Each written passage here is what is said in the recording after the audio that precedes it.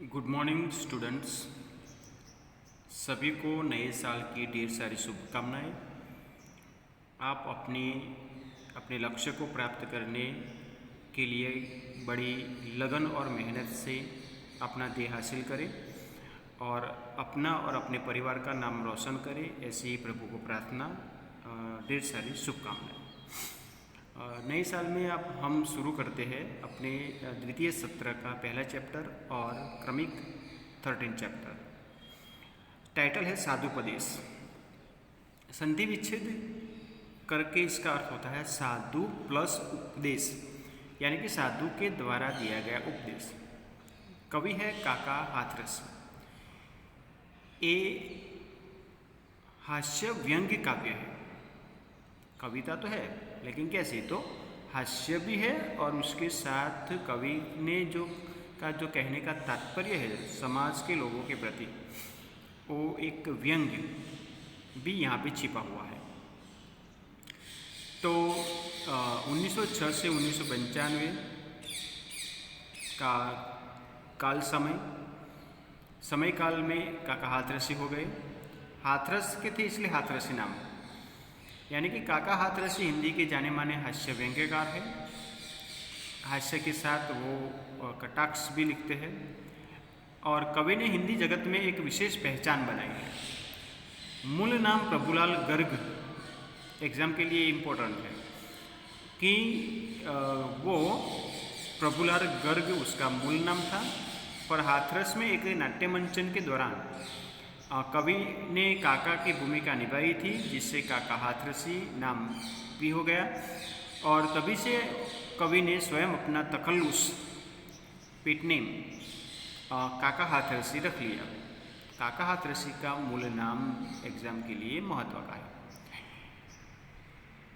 हिंदी के साहित्य हास्य कवियों को मंच देने का श्रेय भी कवि को ही जाता है, यानी कि हास्य किस तरह से निष्पन्न किया जाता है। उसके बाद जहाँ कहीं भी हास्य कवि सम्मेलन आयोजित होते थे वहाँ काका की अनिवार्य अनुपस्थिति होती थी। यहाँ पे टाइप मिस्टेक थोड़ा सा हुआ है, अनिवार्य अनुपस्थिति नहीं, उपस्थिति। अनुपस्थिति यानी कि क्या, हाजिर न होना, लेकिन उपस्थिति काका की हाजिरी, वो वहाँ पे रहते ही थे तो उपस्थिति होगा। हिंदी की सुविख्यात पत्र पत्रिकाएँ तथा धर्मयुग, साप्ताहिक हिंदुस्तान, वीणा आदि में कवि की रचनाएं नियमित रूप से प्रकाशित होती रहती थी। कुल मिलाकर कवि के नाम 42 संकलन मिलते हैं। व्यंग्य हास्य के क्षेत्र में कवि के सुपुत्र निर्भय हाथरसी का नाम भी सुप्रसिद्ध है, यानी कि ये परंपरा, कवि की परंपरा अपने पुत्र के साथ भी चलती है। साहित्य का ऐसा है कि वो पारंपरिक नहीं चलता।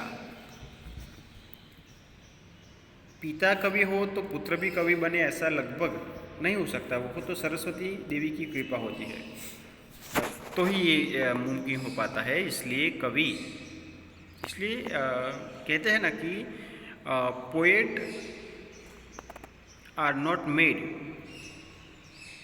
पोएट आर बॉर्न, यानी कि कवि जन्म लेते हैं, बनते नहीं हैं। इसलिए जन्म से ही वो उस शक्ति कवियों में होती है, जन्म सिद्ध शक्ति जैसे हम कहते हैं। तो उसी प्रकार ये परंपरा यहाँ पे चली हुई है।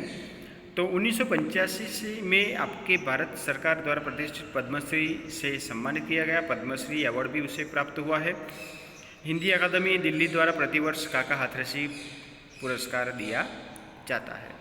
काका हाथरसी के सम्मान में उसका नाम यहाँ पे इस सम्मान के पुरस्कार के माध्यम से अमर हो गया है। साहित्यिक जगत में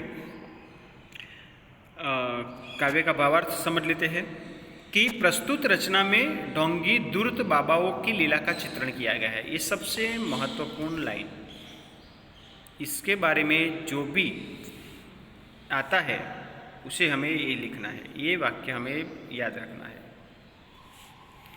प्रस्तुत रचना में ढोंगी दूरत बाबाओं, ढोंगी और दूरत दुतारे लोगों को धोखा देने वाले, ऐसे बाबाओं की लीला यानी कर्म, बुरे कर्म का चित्रण यहाँ पे किया गया है कि वो कैसे होते हैं, दिखावा उसका कैसा होता है और अंदर से कैसे होते हैं उसकी भी बात बताई गई है। साधुपदेश शीर्षक से तो लगता है कि साधु अर्थात सज्जन, साधु शब्द संस्कृत शब्द है मूल, उसका सही अर्थ सज्जन होता है और उसका उपदेश होगा, पर कवि ने व्यंग्य शैली अपनाकर ऐसे साधु, ढोंगी बाबा आदि के प्रति अपना आक्रोश प्रकट किया है। कई साधु हमारे देश में ऐसे बुरे कर्म करते हुए पकड़े गए हैं और जेल में भी गए, उससे सजा भी मिली है। वैसे साधु हमारी भोली प्रजा को कैसे लूटते हैं उसकी बात यहाँ पे कवि ने बताई है कि ऐसे लोगों से दूर रहना ही हमारे लिए अच्छा होगा, ऐसा कवि कहते हैं। पोथी पढ़ने और माला फेरने से कुछ नहीं होता। पोथी पढ़ना हमने पढ़ लिया यानी कि उसमें से जो सही उपदेश हम जो उसका अमल नहीं कर सकते हैं तो उसका कोई अर्थ नहीं होगा, यानी कि ज्ञान का सही उपयोग होना चाहिए। और माला फेरने से भी कुछ नहीं होता है, यानी कि माला हमारे हाथ में माला रखकर फेरते हैं, भगवान का नाम तो लेते हैं, लेकिन हमारे विचार, हमारा मन तो किसी और जगह पे होता है, तो उसका भी कोई मीनिंग होता नहीं है। एक और हम राम नाम जपते हैं, गौमुखी में हाथ डाल माला के दाने को फेरते हैं, तो दूसरी ओर मीठी छुरी भी चलाते हैं, यानी कि मुख में राम बगल में छुरी, उस कहावत ऐसे लोगों के लिए है। और ये तथाकथित साधु, तथाकथित यानी बन बैठे साधु बाबा न तो ज़्यादा पढ़े लिखे होते हैं न ज्ञानी, इसलिए भक्तों द्वारा पूछे गए प्रश्न का उत्तर न देने पड़े इस हेतु मौनी बाबा का स्वांग रचाए बैठे रहते हैं। भक्त गण जो है वो भक्त गण में से कोई भी व्यक्ति प्रश्न पूछता है,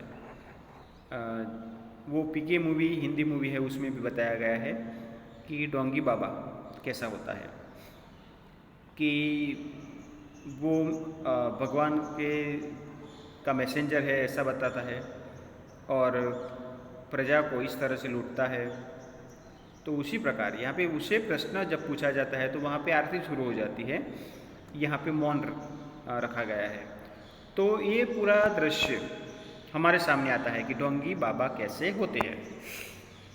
और आगे कहते हैं कवि कि वे मौन रहकर जीव जगत और माया संबंधी असंगत बातें, मन गढ़ंत बातें किए जाते हैं। मन गढ़ंत यानी अपने आप बनाई हुई, वो कुछ जानते नहीं है कि जीवन क्या है, जगत क्या है, आध्यात्मिकता क्या है, भगवान क्या है, यानी कि ये सब ज्ञान न होने के बावजूद भी अपने आप को उसने साधु बना दिया है और गद्दी पे बैठ गए हैं। तो ये करारा व्यंग कवि के माध्यम से हुआ है। काव्य का भावार्थ है, उसी के आधार पर काव्य समझते हैं। आइए प्रिय भक्तगण, उपदेश कुछ सुन लीजिए, पढ़ चुके हैं बहुत पोथी, आज कुछ गुण लीजिए। हाथ में हो गौमुखी, माला सदा हिलती रहे, नम्र ऊपर से बने, भीतर छुरी चलती रहे। नगर के से बाहर बगीचे में बना ले झोपड़ी, दीप जैसी देह चमके, सिप जैसी खोपड़ी। तर्क करने के लिए आ जाए कोई सामने, खुल न जाए पोल इस भय से लगे मत कांपने। जीव क्या है ब्रह्म क्या, तू कौन है मैं कौन हूँ, स्लेट पर लिख दो महोदय, आजकल मैं मौन हूँ। धर्म संकट शीघ्र ही इस युक्ति से कट जाएंगे, सामने से तार्किक विद्वान सब हट जाएंगे। किए जा निष्काम सेवा सब फलेच्छा छोड़कर, याद फल की जब सताए खा पपीता तोड़कर। स्वर का झगड़ा गया भय भी नरक का छोड़ दे, पाप गट भर जाए तो काशी पहुँच कर फोड़ दे। तो ये अलग अलग दृष्टांत के माध्यम से कवि ने हमें समझाया है कि डोंगी बाबा कैसे होते हैं। तो यहाँ पे एक आश्रम बनाया गया है नगर से दूर, गांव से दूर, और उस आश्रम में साधु की लीलाएं चलती रहती है। वो भक्तगण को बुलाते हैं कि आइए प्रिय भक्तगण, उपदेश कुछ सुन लीजिए। वो जैसा भी उपदेश देता है अपने बनाए हुए विचारों के माध्यम से वो आपको सुनना है, वो कहे उसी के प्रकार आपको चलना है। और अपने आप को अच्छा साबित करने के लिए वो ऐसा भी कहते हैं कि पढ़ चुके हैं बहुत पोथी, कई धर्म ज्ञान के पुस्तक इस साधु ने पढ़ लिए हैं। इसलिए कहते हैं कि पढ़ चुके हैं बहुत पोथी, आज कुछ गुण लीजिए, उसमें से कुछ ज्ञान वो अपने भक्तों को देना चाहता है। हाथ में हो गौमुखी, उसका देखा परिवेश, उसका पहरवेश और उसके आसपास का परिवेश, दोनों को यहाँ पे बताया गया है कि हाथ में हो गौमुखी। गौमुखी यानी कि माला जिस कपड़े में रखकर माला फेरी जाती है, उस माला रखने का एक कवर कपड़े का बना हुआ होता है, गौमुखी उसे कहा जाता है। किस तरह से मैं बताता हूँ आपको। इस तरह से आएगा,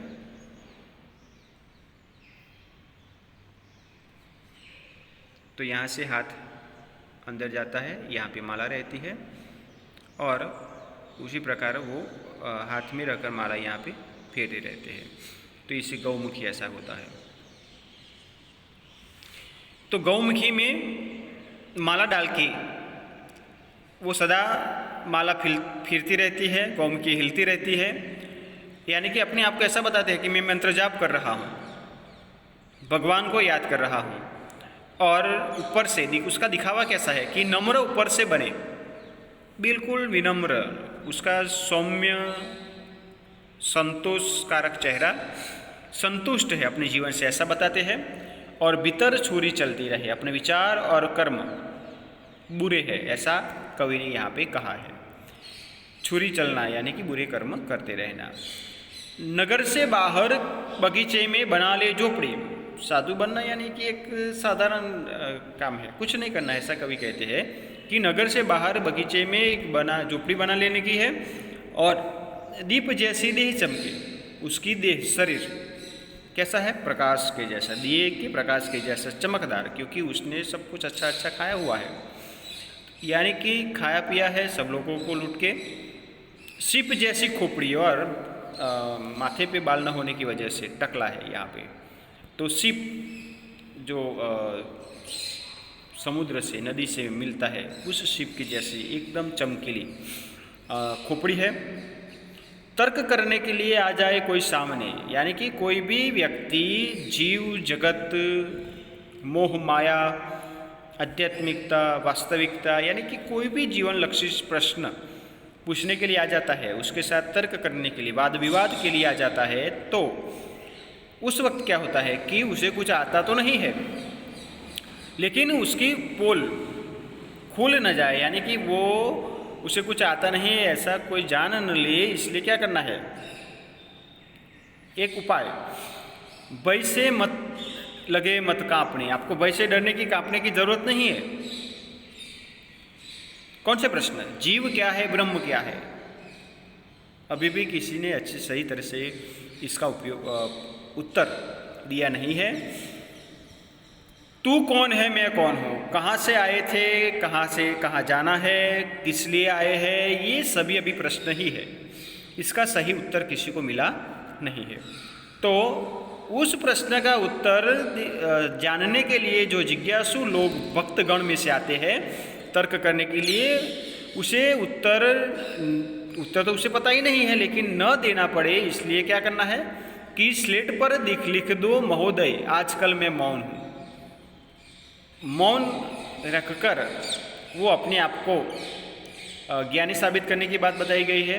तो ये झूठापन कहाँ तक चलेगा, कवि ऐसा कहते हैं कि एक दिन आपने मौन धारण किया तो ये प्रश्न तो प्रश्न ही रहेगा, दूसरे दिन भी ये प्रश्न तो आएगा ही। तो कवि ये कहते हैं व्यंग में कि अपने आप को सही साबित करने के लिए हमें भी सही होना पड़ता है, तभी ज्ञानी साबित करने के लिए ज्ञान को प्राप्त करना होता है, उसे समझना होता है, ज्ञानी बनना पड़ता है। तो यहाँ पे साधु साबित करने के लिए सज्जन बनना पड़ता है, नहीं तो हम साधु कहला सकते नहीं है। ये कवि का कहने का तात्पर्य है। धर्म संकट शीघ्र ही इस युक्ति के कट जाएंगे। यानी कि धर्म संकट कौन सा है? लोगों के द्वारा पूछे गए प्रश्न और उसका उत्तर जो देना है वो धर्म संकट है, लेकिन मौन रखने से वो सब हट जाएंगे। सामने से तार्किक विद्वान सब हट जाएंगे। आपका समाधान हो गया, सॉल्यूशन हो गया, ये सॉल्यूशन निकाला है। किए जा निष्काम सेवा। और आगे कभी उपदेशात्मक वाक्य कहते हैं कि तू जो काम करता है वो निष्काम किए जा, कुछ इच्छा रखे बिना, निस्वार्थ। सब फल इच्छा छोड़कर, फल की इच्छा छोड़े बिना। श्रीमद् भगवद गीता में भी कहा गया है कि कर्मण्येवाधिकारस्ते मा फलेषु कदाचन। यानी कि तू कर्म करते जा, फल की इच्छा नहीं रखनी है, फल तो अपने आप मिलने वाला ही है। जैसा कर्म होता है उसी के आधार पर फल मिलेगा, ये सुनिश्चित किया गया है, कर्म का सिद्धांत है ये। तो यहाँ पे भी याद फल की जब सताए तो खा पपीता तोड़कर। साधु को कहता है कि तू फल की इच्छा रखता है लेकिन अपने अच्छा काम नहीं किया है तो क्या करना है? पपीता खाकर तोड़कर खाना है। स्वर्ग का झगड़ा गया भी नरक का छोड़ दे। पाप गढ़ भर जाए तो काशी पहुँच कर फोड़ दे। ऐसी हमारी मान्यता है कि पाप बढ़ जाने से, यानी कि काशी में जाकर हम नदी में स्नान करते हैं तो हमारे सब पाप धुल जाते हैं, ऐसी एक मान्यता है। इस मान्यताओं में के साथ हमें यहाँ पे चर्चा नहीं करनी है, लेकिन कवि का कहने का तात्पर्य है कि ये जो मान्यताएं हैं हमारे सामने, ऐसे साधु बने बैठे जो बुरे लोग हैं, उस लोगों को पहचान कर उसे समाज से दूर हटाना चाहिए। जो समाज के लिए अहितकारी है, नुकसान पहुंचाने वाले लोग हैं, उस लोगों से बच के रहना चाहिए। कवि का कहने का तात्पर्य यही है, क्योंकि हमारे देश में ही जहाँ साधु लोग का प्रवचन होता है, बुरे अच्छे उसकी बात मैं अब बाद में कही है, कवि ने कहा है वो बुरे हैं या अच्छे हैं वो तो वक्त ही बताता है, लेकिन उस प्रवचन में लाखों करोड़ों लोग की जनमेदिनी आती है, कई लोग आ जाते हैं और साधु लोगों को पहचानते भी हैं। लेकिन हमारे देश के सैनिक लोग और वैज्ञानिक लोगों को आज भी सब लोग जानते या पहचानते नहीं है। उसका जो सम्मेलन होता है तो किसी को पता भी होता नहीं है कि सम्मेलन हो गया, उसका सम्मान हो गया। किसी वैज्ञानिक को भारत रत्न का अवार्ड दिया जाए तो पूरे भारतवर्ष का एक गौरव है, फिर भी सभी को ये पता होता नहीं है। लेकिन कोई साधु बाबा यहाँ पे आ गया, उसने ये काम किया तो ये सबको पता होगा। तो हमारा देश इस तरह से चलता है, इसलिए हमें कवि ने ये कहा है कि इससे बचे रहिए और हमारे जीवन को सही दिशा में हमें अपने आप ही ले जाना है। किसी के माध्यम से गुरु होते हैं, लेकिन बुरा गुरु नहीं चलता, इसलिए हमें बुरे गुरु को हटाना है और बुरे कर्म वाले को भी हमसे उससे दूर हमें रहना है। हमारे जीवन का यही हम मकसद होना चाहिए। बुराई का खात्मा करने की बात है यहाँ पे। और कवि का एक उपदेशात्मक काव्य कवि ने यहाँ पे दिया गया है कि कैसे, यानी कि लोगों को पहचानो और उसी के आधार पर अपना व्यवहार करना चाहिए, तो ही जीवन सही अर्थ में, हम कहते हैं ना, सफल जीवन तभी होता है। मुहावरे का अर्थ है कि पोल खोलना, रहस्य प्रकट करना, दोष बता देना। कहावत है कि मुख में राम बगल में छुरी। उसकी बात मैंने बताई कि कथनी और करनी में अंतर होना, कहना कुछ करना कुछ। विकल्प चुनकर प्रश्नों का उत्तर देना है, एक एक वाक्य में उत्तर देना है, 2-3 वाक्य में मुहावरे का अर्थ देकर वाक्य में प्रयोग, विरोधी शब्द, विशेषण, भाववाचक और कर्तृवाचक, ये सब पूरा स्वाध्याय एक्सरसाइज आपको अपनी नोटबुक या वर्कबुक में लिखना है और एग्ज़ाम के लिए उसकी तैयारी भी करनी है। Thank you.